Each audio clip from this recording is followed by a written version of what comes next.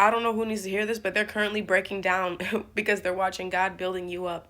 See, a lot of people, they want to be happy themselves. They want to prosper themselves. They want good things for themselves, and they claim they want that for the public and their friends and their family. But that's genuinely not the case. See, this is a case where somebody might have told you to your face, oh, I want the best for you. I want the best for you. Telling other people, they preach, oh, I want the best for everybody. But deep down inside, they really don't want that. They want you to be broken down. Because when you're broken down, you're not in your full power. You're not in your best energy. You're not your best self.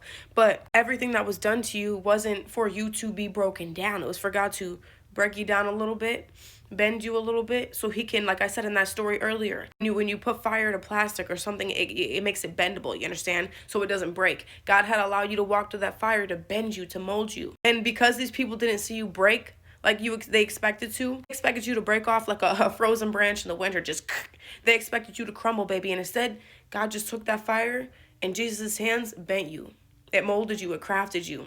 And it made you so much better than you were before, because now you're prospering. Now you know what it's like to take hits, but still be a good person. Like everything you went through and everything you've been through, you had every reason to be an asshole. You had every reason to be a jackass, every reason to be horrible. And you chose to love. Like you chose to love regardless of everything that tried to consume you, like it did other people, maybe in your family, maybe in your circle. A lot of people, they're only good people in front of the eyes of other people, you understand? But behind closed doors, they do malicious things. You never had to do that. You never had to break anybody down to build yourself up. These type of people break others down, try to break other people's self-esteem down, try to break other people's foundation to use their bricks to build for themselves. But see, they couldn't do this with you because while they thought you were going to break down, God said, oh, I got my child. Now it's time to build you up.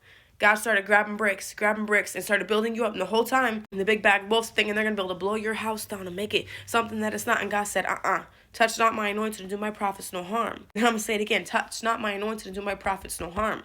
Okay? God said them battle scars are nothing but a testimony. Because you weren't broken the whole time I was bending you. I allowed you to walk through the fire. And you know that testimony about the fourth man in the fire? Who was the fourth man in the fire?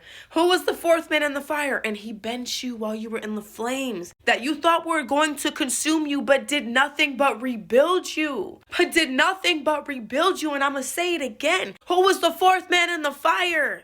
They didn't expect that fourth man in the fire to come get you and start bending you. While the heat was being applied, they thought it was going to break you and burn you down. But see, what the fuck they forgot was that fourth man in the fire. While they thought you were going to break down, God built you up and used it as a testimony, baby. You won. Who was the fourth man in the fire? Praise the Most High. All praise to Jesus. You didn't break, you bent, baby. You didn't lessen your value, baby. You upped the price. Now you know who you are to Jesus. Now you know who you are to God. Who was the fourth man in the fire?